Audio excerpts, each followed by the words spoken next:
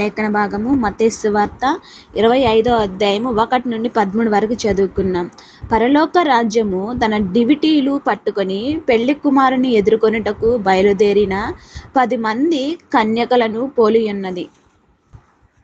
వీరిలో 5 బుద్ధి లేని వారు, 5 బుద్ధి కలవారు.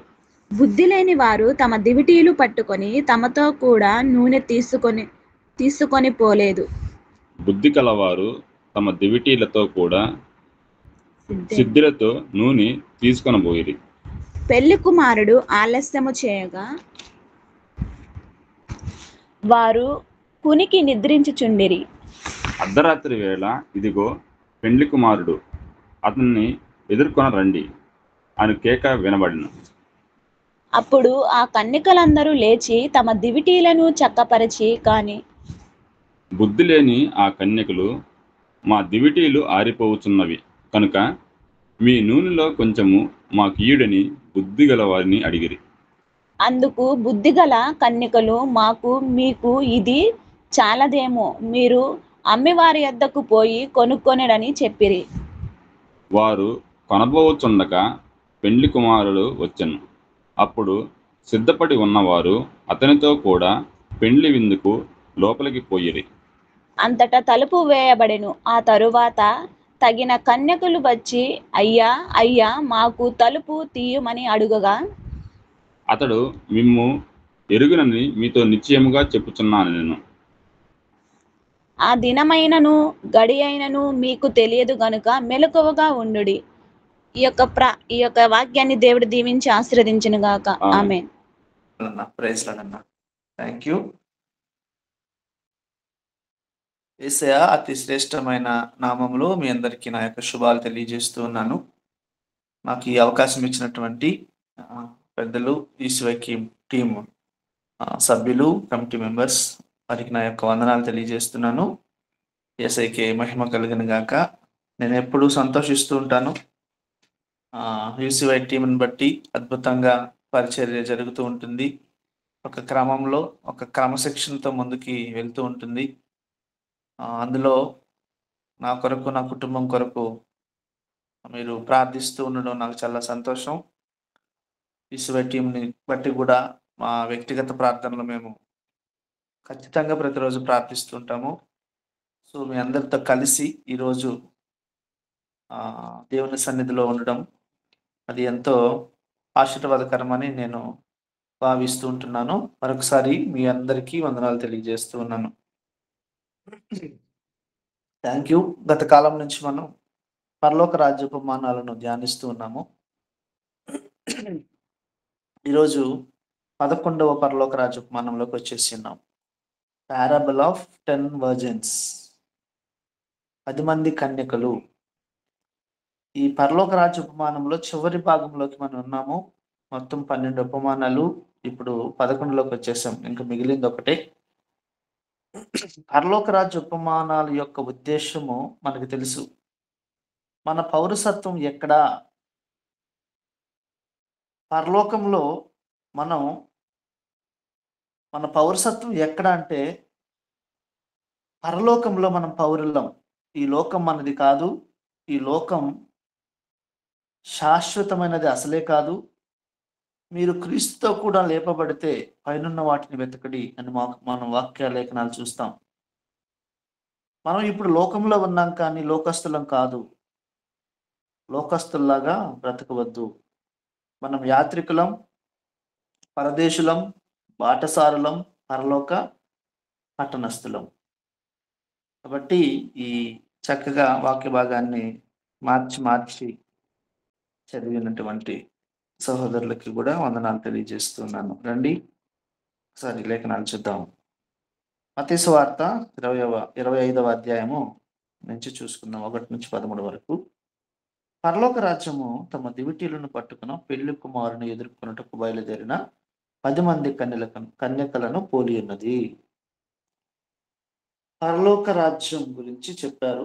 ఏంటంటే, తమ దివిటీలను పట్టుకొని, చేతులలో ఏమున్నాయి? దివిటీలు ఉన్నాయంట. పెండ్లి కుమారుని ఎదుర్కొనుటకు బయలుదేరిన 10 మంది కన్యకలను పోలి ఉన్నది. ఎంతమంది కన్యకలు? 10 మంది.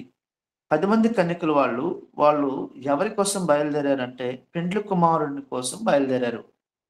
10 మంది బయలుదేరారు. అయితే 10 మంది చేతుల్లో దివిటీలు ఉన్నాయి. అవి ఎలుగుతున్నాయి. ఇక్కడ చూడండి, వెలుగుతున్నాయా ఆరిపోయాయి అంటే దివిటి అంటే వెలుగుతుంది అని అర్థం. వెలుగుతూ ఉన్నాయి. అయితే వీరిలో 5గురు బుద్ధి లేని వారు, 5గురు బుద్ధి గలవారు. 10 మందిలో 2 భాగాలు. అందులో 5గురు బుద్ధి లేని వారంట, 5గురు బుద్ధి గలవారు. చూడండి, మొదట బుద్ధి లేని వారి గురించి చెప్పబడింది. తర్వాత బుద్ధి లేని వారు తమ దివిటీలను పట్టుకొని తమతో కూడా నూనె తీసుకొని పోలేదు. గమనించండి, విషయం అది. బుద్ధి లేని వారు అని ఎవరిని లెక్కించారంటే దివిటీలను పట్టుకొని తమతో కూడా నూనె తీసుకొని పోలేదు. ఎవరైతే నూనె తీసుకొని పోలేదో వారిని బుద్ధి లేని వారి కింద లెక్కించారు. అర్థమవుతుందా? తర్వాత బుద్ధి గల వారు తమ దివిటీలతో కూడా సిద్ధులలో నూనె తీసుకుని కొనిపోయేది. ఇక్కడ జరిగిన సంగతి ఏంటంటే తర్వాత 5 కూడా చూద్దాం. పెండ్లి కుమారుడు ఆలస్యం చేయగా వారందరూ కునికి నిద్రించుచుండిరి. పెండ్లి కుమారుడు ఏం చేశాడు? ఆలస్యం చేశాడు.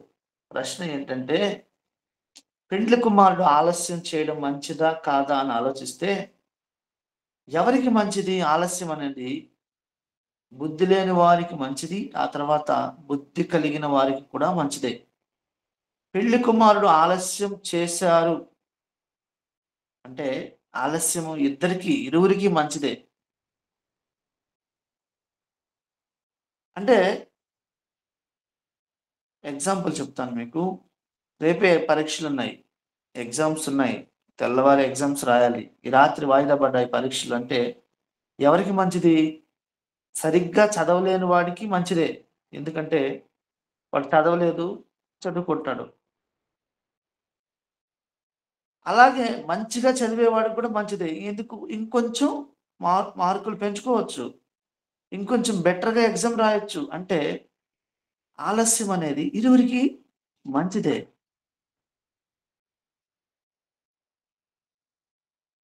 తర్వాత చూద్దాం. చూడండి 6. అర్ధరాత్రి వేళ ఇదిగో పెండ్లి కుమారుడు అతన్ని ఎదుర్కొని రండి అను కేక వినబడెను. అర్ధరాత్రి వేళ కేక వినిపించింది. ఎందుకు చెప్పండి? అర్ధరాత్రి అంటే దొంగతనాలు చేసే సమయం అది. అర్ధరాత్రి అంటే ఇక్కడ ఆకస్మికము అని అర్థం, లేదంటే ఊహించని వేళ, ఊహించని సమయము అని. మనము లూకా 12:19-20 చూస్తే ఒకసారి చూద్దాం.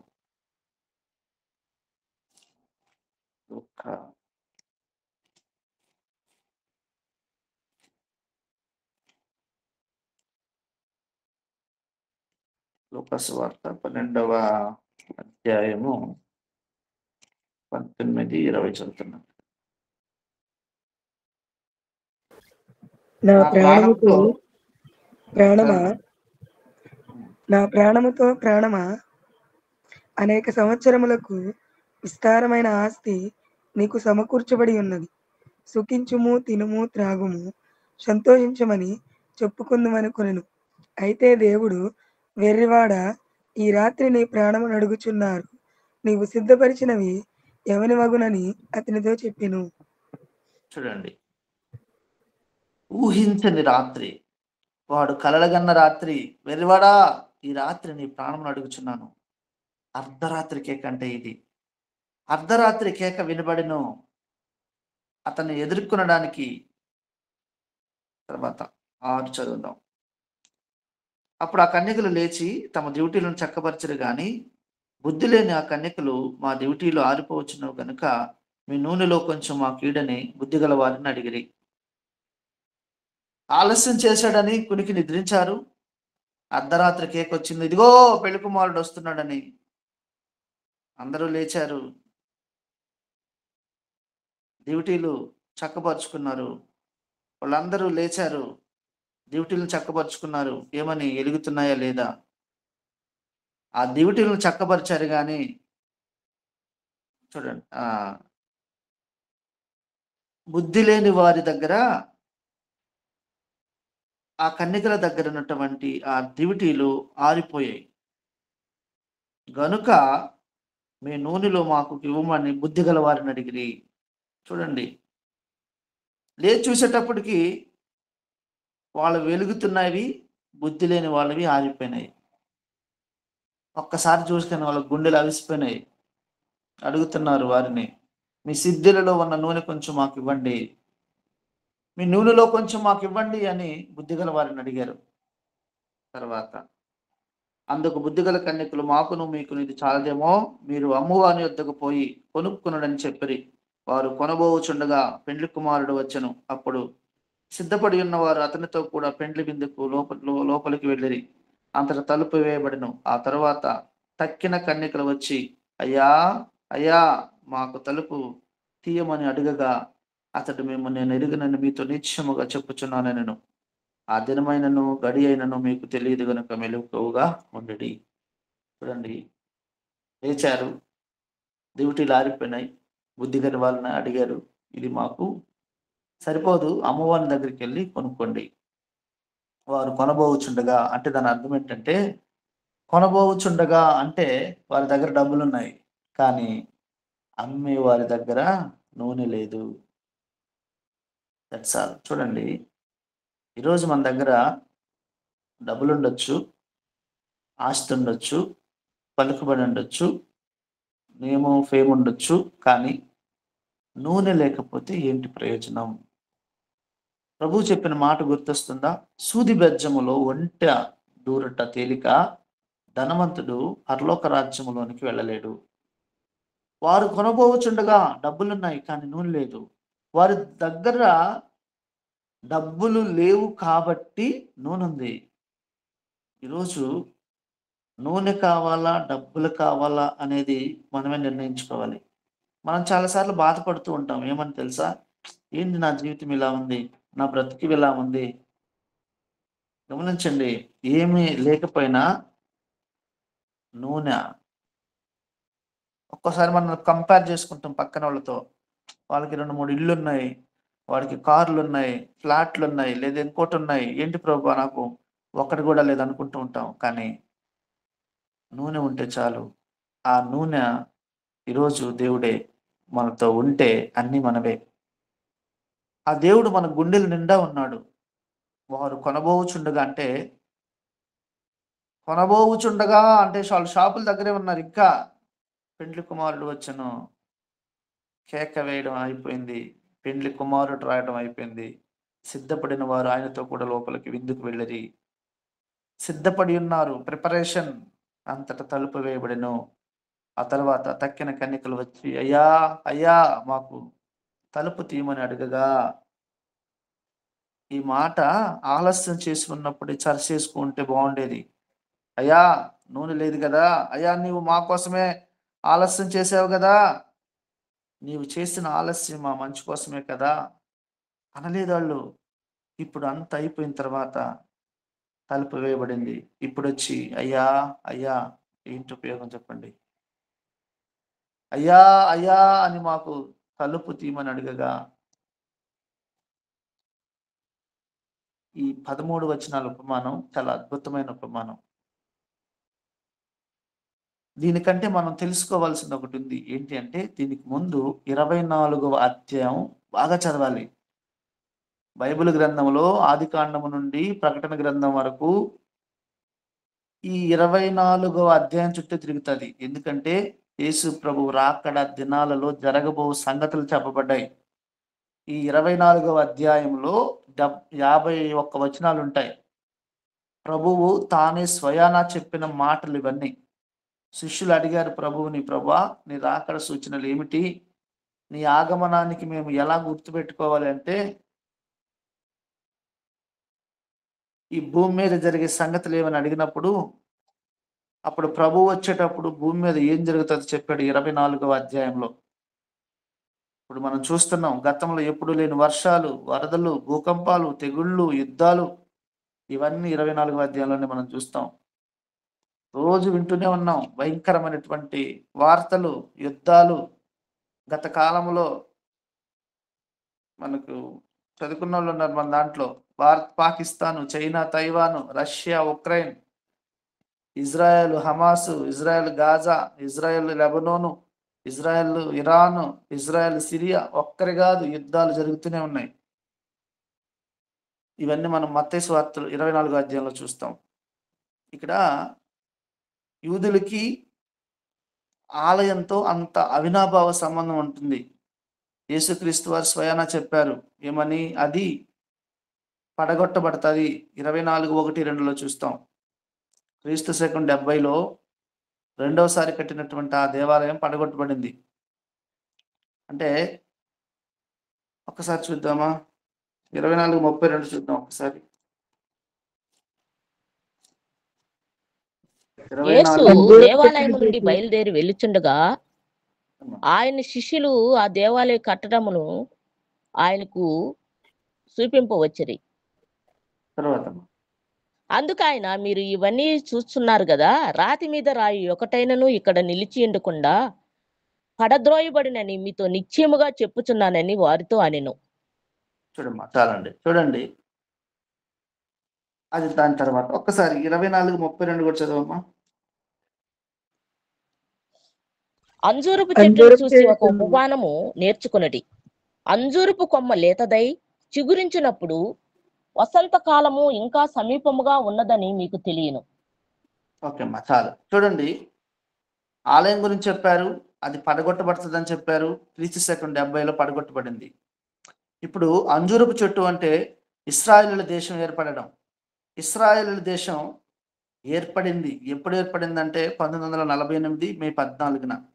అంటే ఈ 24వ అధ్యాయం ప్రభువు రాకడకు గుర్తులుగా చెప్పబడ్డాయి. దీనిని ఒలీవ కొండ విషయాలు అంటారు. యేసుక్రీస్తు ప్రభువారు ఈ 24, 25 అధ్యాయాలు ఆ దేవాలయం నుండి బయటకు వచ్చి ఒలీవల కొండ మీద కూర్చొని శిష్యులకు బోధించినటువంటి విషయాలు. అయితే కొన్ని విషయాలు నేను చెప్పడానికి ఇష్టపడుతున్నాను. ఇక్కడ 10 మంది కన్యకలు 24వ అధ్యాయంలో రెండవ రాకడ విషయాలు చెప్పిన తర్వాత 25వ అధ్యాయంలో ఎలా సిద్ధపడాలో చెప్పబడింది. కన్యలు అంటే మనమే. పౌలు గారు కొరింథీ సంఘానికి రాస్తూ కన్యకను ప్రదానం చేసుకున్నారు అని చెప్పాడు. అంటే మనమే. కన్య ఎలా ఉండాలో ఇందులో చూస్తాం. పాత నిబంధనలు చూసినట్లయితే రెబ్కా గురించి ఒక చక్కని మాట రాయబడి ఉంటుంది. ఆ చిన్నది మిక్కిలి చక్కనిది, ఏ పురుషుడు దానిని కూడలేదు, పవిత్రంగా ఉంది. దేవుని నమ్మిన నీవు నేను కూడా పవిత్రంగా కన్యకలాగా ఉండాలి, నిష్కలంకంగా ఉండాలి, పరిశుద్ధంగా ఉండాలి. ఏ పురుషుడు దానిని చూడలేదు, ఏ పురుషుడు దానిని కూడలేదు, ఏ పురుషుడు దాని మీద కన్ను వేయలేదు. అంటే దాని అర్థం ఏంటంటే లోకంలో ఇంకో పురుషుడు ఉన్నాడు, వాడే సాతాను. సాతాను మనల్ని తాకకూడదు, వాడు నీ దగ్గరికి రాకూడదు. ఎందుకో తెలుసా? మనం క్రీస్తుకి ప్రదానం చేయబడ్డాం. అలాగే కన్య అంటే సంఘం. 10 మంది కన్యకలు, 10 అనేది పరీక్షకు గుర్తుగా ఉంటుంది. మనం పాత నిబంధనలో చూస్తాం 10 తెగుళ్ళు, 10 ఆజ్ఞలు ఉన్నాయి కదా. అంటే ఇశ్రాయేలీయుల వారు చేస్తున్న అరణ్య యాత్రలో కానానికి వెళ్ళినప్పుడు వాళ్ళు చాలా మంది లేరు. అంటే అరణ్యంలో దేవుడు వాళ్ళని చంపేశాడు. ఎందుకో తెలుసా? మాంసాపేక్ష. అంటే 10 అనేది పరీక్షకు గుర్తుగా ఉంటుంది. వీళ్ళు 10 మంది కన్యకలు, చేతిలో దివిటీలు ఉన్నాయి, అందరూ ఒకే వస్త్రాలు. అయ్యా ఎక్కడికి వెళ్తున్నారు? పెళ్లి కుమారుడు కోసం వెళ్తున్నాం. ఇదిగో పెళ్లి కుమారుడు వస్తున్నాడు, మమ్మల్ని తీసుకెళ్ళడానికి. అవునా, మరి సిద్ధపడ్డారా? ఇదిగో ఇక్కడ సిద్ధపడడానికి గుర్తు వీళ్ళందరూ ఒకటే డ్రెస్. ఫర్ ఎగ్జాంపుల్ తెల్లని బట్టలు వేసుకున్నారు అనుకుందాం. మనం కూడా సంఘంలో చేర్చబడ్డాం కదా. మనం కూడా పరిశుద్ధంగా ఉన్నామా, పవిత్రంగా ఉన్నా, అంటే యథార్థంగా వాక్యానుసారంగా ఏ కళంకము, మచ్చ, డాగు, ముడత ఏది లేదు అన్నట్టుగా ఉన్నా దేవుడు నిన్ను చూసినప్పుడు నిన్ను కోరుకునేలా ఉండాలి. ఆ విధంగా చెప్పగలిగే ధైర్యం మనకు ఉండాలి. 2 కొరింథీ 11:2లో ఉంటుంది. పవిత్రురాలైన కన్యకగా, అంటే నీవు నేను కన్యక అంటే భక్తి గల జీవితానికి గుర్తు. ఒక్క పురుషునికే ప్రదానం చేయబడ్డాం. ఆ పురుషుడు ఈరోజు యేసుక్రీస్తు ప్రభువారు.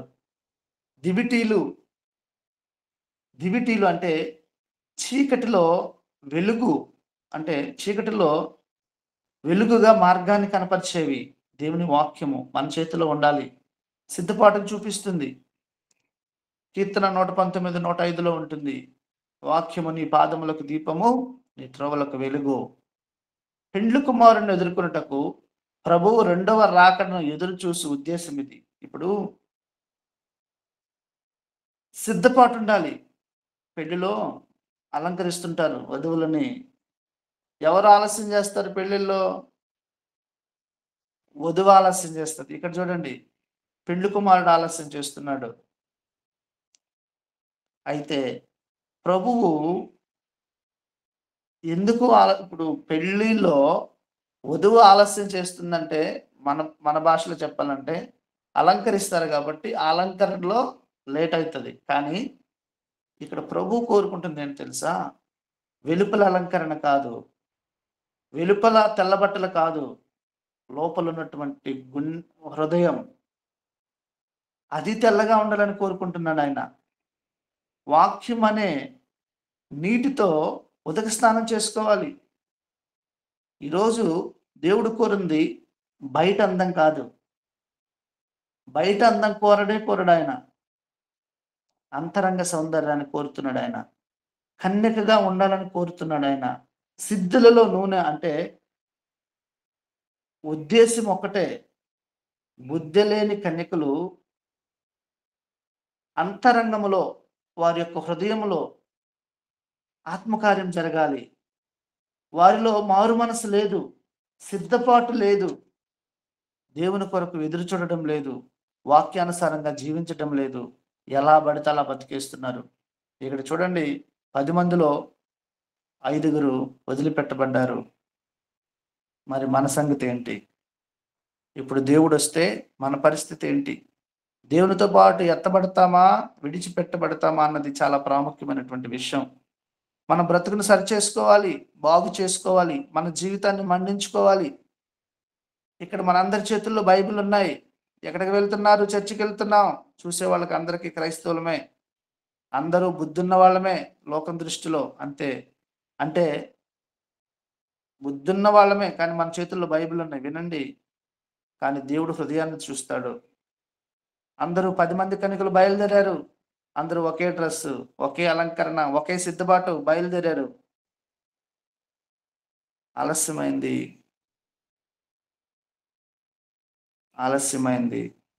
ఒక స్వరం వినబడింది, ఆలస్యం. పెళ్లి కుమారుడు ఆలస్యం. చెప్పాను కదా, పెళ్లి కుమారుడు ఆలస్యం దేనికి గుర్తుకుందంటే మనం ఇంకా సిద్ధపడడానికి. 2 పేతురు 3వ అధ్యాయం 9-10లో ఉంటుంది. అర్ధరాత్రి కేక, నూనె లేని దివిటీలు కలిగి ఉండట బుద్ధిహీనత. అర్ధరాత్రి కేక వినబడింది, ఆలస్యమైంది. ఎందుకు ఆలస్యం అంటే అందరి కోసం. సిద్ధపడ్డారా? యేసయ్య భూమి మీద ఉన్నప్పుడు ఒక ఉపమానం చెప్పాడు, మనందరికీ తెలుసు. ఒక యజమానుడి ద్రాక్ష తోటలో అంజూరపు చెట్టుని వేశాడు. 1, 2, 3 సంవత్సరాలు చూసి వచ్చారు, ఫలాలు లేవు.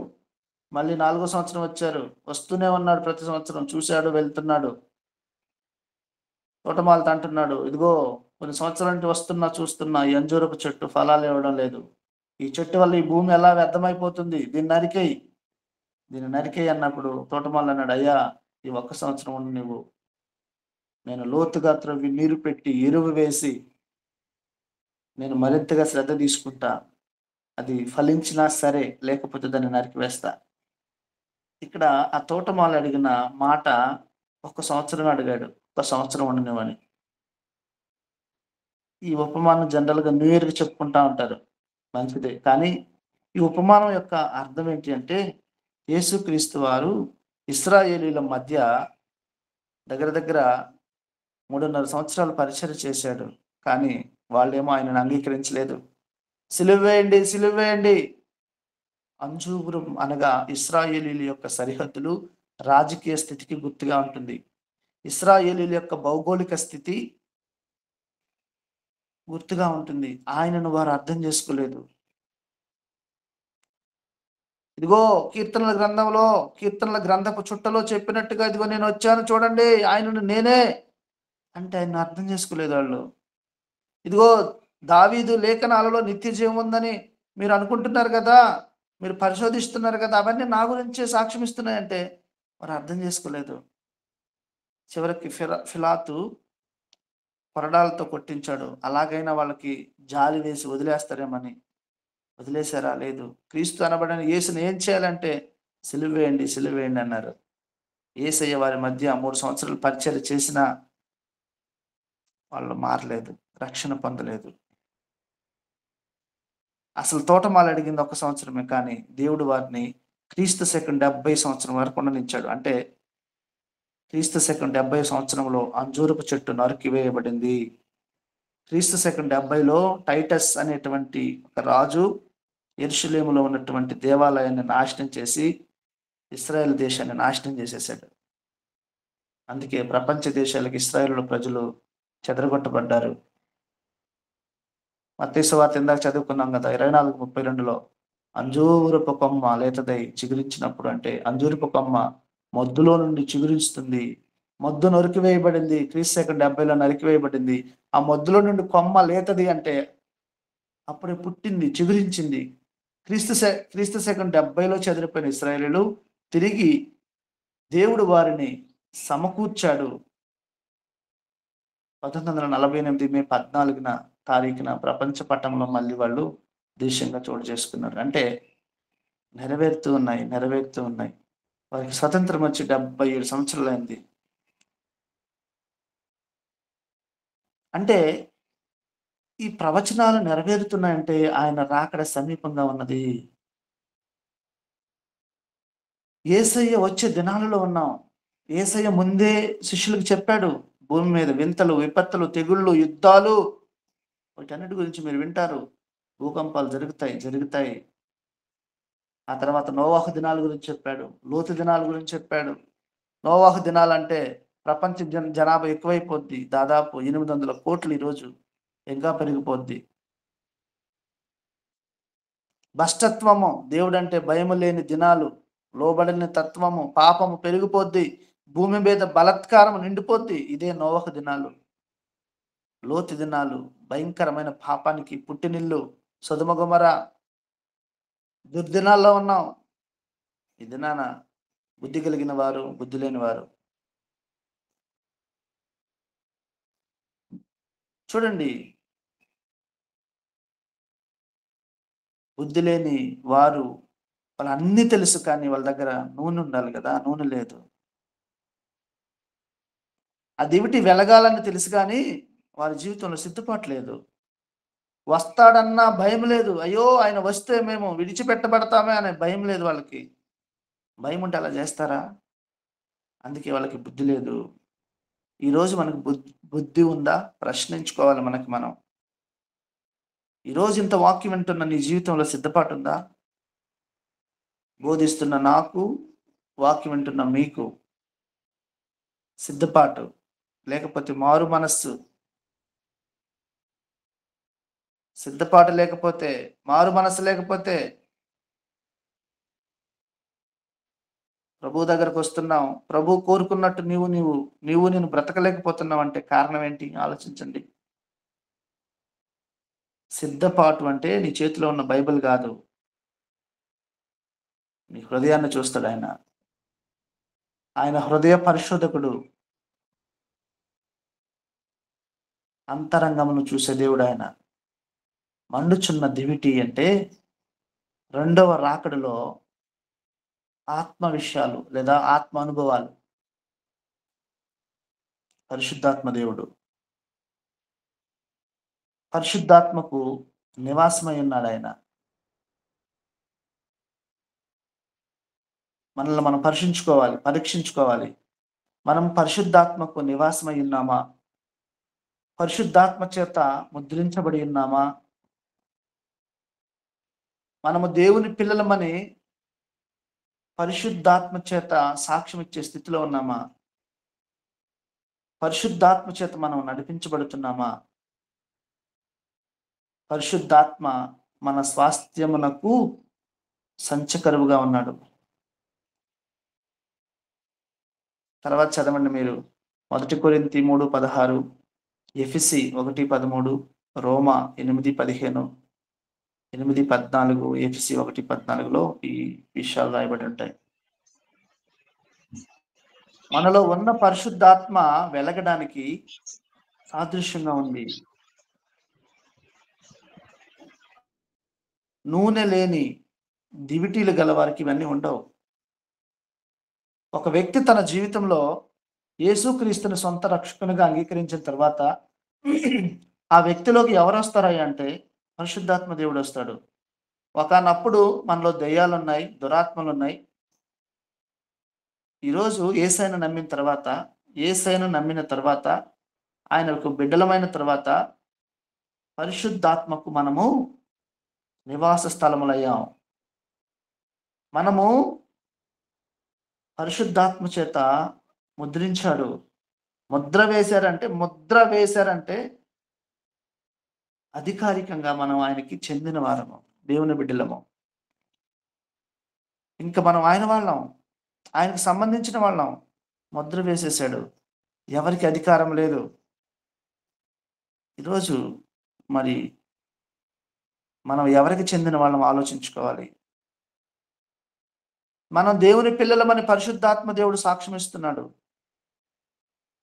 ఆయన పిల్లలమైన తర్వాత పరిశుద్ధాత్మ ద్వారా నడిపించబడతారు. పరిశుద్ధాత్మ మనకి సంచకరవు. చూడండి, దివిటీలు వెలుగుతూ ఉండాలి. దివిటీలు ఎప్పుడు వెలగాలి? ఆయన ఆత్మ మనలో ఉంటే మనం ఎప్పుడు వెలిగేవారిగా ఉండాలి. దేవునితో సంబంధం కలిగి ముందుకు సాగాలి. మనం వెలగాలి. దేవునితో సంబంధం కలిగి ముందుకే వెళ్ళాలి. మనం దేవునితో ఎంత సంబంధం కలిగి ఉంటామో, దేవునితో ఎంతగా మమేకం అవుతామో, ఆయన సన్నిధిలో ఎంత తృష్ణ కలిగి ఉంటామో, ఆయన మార్గంలో నడవడానికి అంత ఆరాటపడుతూ ఉంటాం. కోరహ కుమారులు అన్నారు కదా, దుప్పి నీటి వాగుల కొరకు ఆశించినట్లు నా ప్రాణం నీ కొరకు ఆశపడుచున్నది. అనగా మనం ఎంత సిద్ధపాటు కలిగి ఉండాలో ఆలోచించండి ఒకసారి. మనం పడుకున్నా, నిలిచినా, నడిచినా, ఏది ఏమైనా ఆయన గురించి ఆలోచిస్తాం. ఇది సిద్ధపాటు కలిగి ఉండడం అంటే. ఆయన ఎప్పుడైనా రావచ్చు. ఉనికి నిద్రించిరి. చూడండి, నిద్రపోవచ్చు, అది ఎవరిష్టం. అది ఇక్కడ నిద్ర అంటే ఆధ్యాత్మిక మెలకువ లేకపోవడం, శారీరక నిద్ర గురించి కాదు. ఉనికి నిద్రించిరి. వాళ్ళు అనుకున్నారు ఈ నూనె సరిపోతాదిలే అనుకున్నారు. నిర్లక్ష్యం. చూడండి, సమయాన్ని సద్వినియోగం చేసుకోకపోవడం లేదు. ఆలస్యం మంచిదే కదండి. చాలామంది ఏమనుకుంటారంటే, మేము చిన్నప్పటి నుంచి చర్చికి వెళ్తున్నాం, మేము క్రైస్తవ కుటుంబంలో పెరిగాం, మా నాన్న పాస్టరు, లేదంటే మా తరతరాల నుంచి అని చెప్పుకుంటూ ఉంటారండి. దేవుడు చూసేది ఇది కాదు. ముగింపులోకి వస్తున్నాను. ఈరోజు సిద్ధపడ్డారా? ఒకసారి ఆలోచించండి. రెండవ రాకడలో కొనుక్కోబడే జ్ఞానం మనకు ఉండాలి. జ్ఞానము అంటే దేవుని యందు భయభక్తులు కలిగి ఉండడమే. ఈరోజు నీ దివిటి ఆరిపోయిందా లేదా తెలుసుకో. వెలిగించబడలేదా? ఆయన దగ్గరికి రా. ప్రభువా, నా జీవితం ఆరిపోయింది, నా బ్రతుకు ఆరిపోయింది, నా జీవితం నిస్సారం అయిపోయింది, నేను బుద్ధి కలిగిన కణికగా ఉండాలనుకుంటున్నాను, కానీ నీ వాక్యం, నేను బుద్ధి కలిగిన కణికగా ఉన్నాను అనుకున్నాను, కానీ నీ వాక్యపు వెలుగులో నేను చూసుకున్నప్పుడు నా దీపం ఆరిపోయిన సంగతి ఇప్పుడే తెలిసింది. ప్రభువా, నన్ను వెలిగించని అడుగు. అర్థమవుతుందా? ఇక్కడ ఒక విషయం చెప్పాలని ఆశపడుతున్నాను. దేవునితో సంబంధం అనేది ఎవరిది వారిదేనండి. నీ సంబంధం నీదే, నీ సాక్ష్యం నీదే, నీ రక్షణ నీదే. ఇది పక్క వాళ్ళని అడిగేది కాదు. వాళ్ళు చూడండి నూనె అడుగుతున్నారు కదా. కొంతమంది అంటారు, మా నాన్న పాస్టర్ కదా, నేను కూడా మా నాన్నతో పాటు పరలోకం వెళ్తానంటే నో నో నో నో కుదరదు. అలాగా ఇక్కడ రక్షణ అనేది వ్యక్తిగతం. వారసత్వమో లేదంటే అంటారు కదా, ఒకరి నుంచి ఒకరికి వచ్చేది కాదు. ఇక్కడ రక్షణ అనేది కాపాడుకోవాలి. అర్థమవుతుందా? దేవుడు వచ్చే వరకు, అంతము వరకు రక్షణను మనం కాపాడుకోవాలి. నీ కిరీటం గట్టిగా పట్టుకో. అంటే ఎవరైనా అపహరించుకుంటారేమో జాగ్రత్త. రక్షణను తేలికగా తీసుకోకూడదు. దొంగలాగా ఆకస్మికంగా వస్తే ఏంటి పరిస్థితి? సిద్ధపడి సమయాన్ని సద్వినియోగం చేసుకోవాలి. దేవుని ఆలస్యం మనకు మంచిదే. సిద్ధపాటు లేకపోతే సిద్ధపడదాం. సిద్ధపడిన వారు ఇంకొంచెం ఇంకా సిద్ధపడదాం.